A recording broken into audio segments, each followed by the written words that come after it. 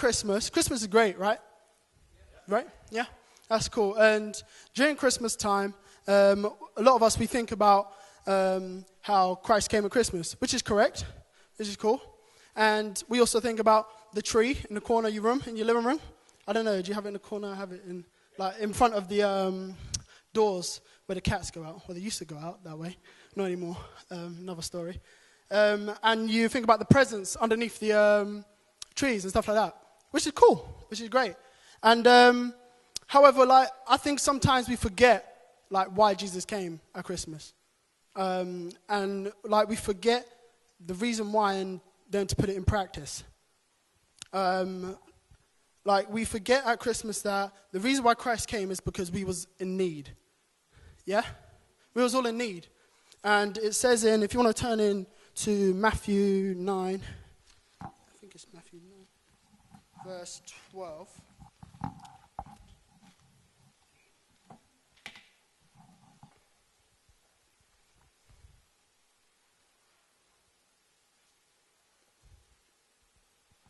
So I'm just giving you time, rustling through the Bibles.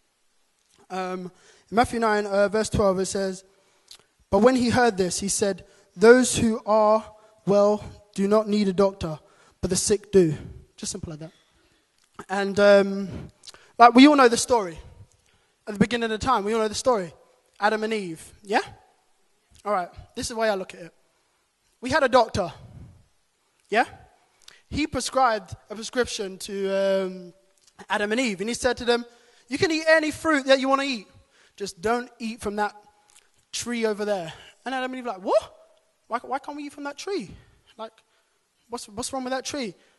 That tree, that is contaminated with sinitis. Sinitis. Do you know what sinitin is? Yeah? That's just the one I'll call it.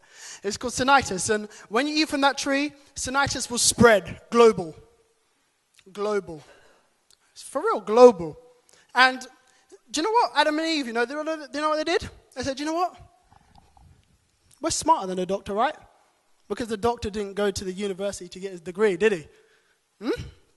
And so they went along, they saw this tree, and they took a bite. Sinitis, boy. And they got it bad. And it hit global.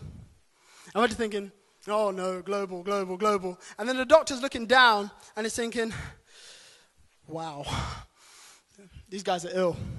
These guys are sick. And so the doctor, because he so loved the world, he gave us antibiotics, a.k.a. Jesus. And as we look at that, and you're probably thinking I'm crazy, which is fine. A lot of people do.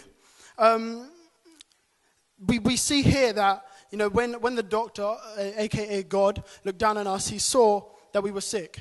And whether we like it, we could admit it, we was once sick, right? Yeah? I can admit it. Some people think I'm still sick. But it's a work in progress, right? And so,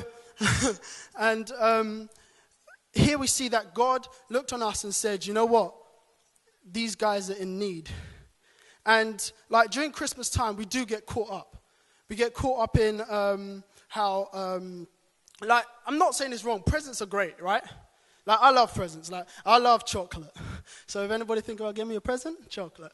Well, it's great. But if I at home had this cupboard full of 10,000 chocolate bars and I asked for more chocolate, is that right? Huh? I got an iPhone 4 and it's new, but there's a 4S and I could just say, "Do you know what? I want my phone to talk to me. I really want my phone to talk to Gareth was showing it off anyway. He's got another receptionist. I want a receptionist on my phone. But it's when we go for the things that become excess, that's where we lose the real meaning of Christmas. And we forget that God gave us Christ because we was in need. And what I want to challenge us this year, and for years to come, it's not something which we should just leave behind this year. And for years to come is that, are we gonna symbolize Christmas as a time where we fulfill the needs of our flesh, or are we going to fulfill the needs of people around us? And it's just things like what Gareth is doing, like helping out with those who are homeless this year. And at Christmas, like, we cook a lot of food, yeah? Like, in your Christmas afternoon, can you find time, rather than chucking the rest of your food, the rest of the food away, there's people down Molsham Street and all over the place who are homeless this year. How about you go down and take them a nice piece of turkey? Just simple, just little things like that. You can change the world around us. And this is what we need. Christmas is not a time for us to just get for what we want and get what we need. And presents are great. Like, I love presents. Like, on a real, I love presents. But Christmas is more than just about presents. So I want to challenge us all together to come together and, let's not make Christmas about fulfilling the desires of our flesh, but fulfilling the needs of people around us. Thank you very much.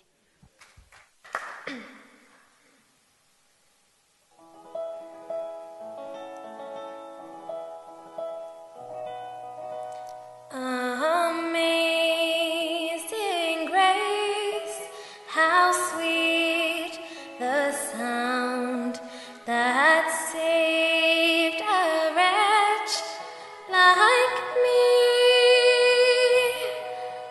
I once was lost, but now I'm found. Was blind, but now I see. 'Twas grace that taught my heart to fear, and grace my fear relieved. How precious did that grace appear the hour I first believed. Through many dangers, toils, and snares, I have already come.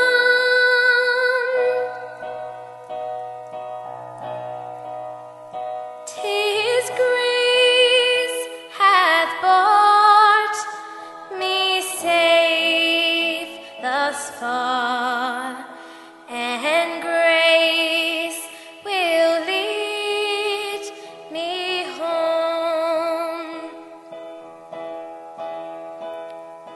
When we've been there 10,000 years, bright shining as the sun, we've no less days to sing God's praise than when we first begun.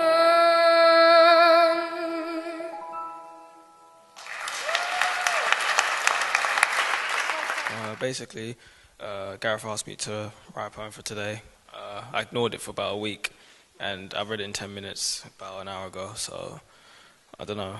It's called Peace on Earth, so hope you like it. Peace on earth, it's all we search. In all things, peace is what we thirst. Thirst for this world. It would be better if I could tell.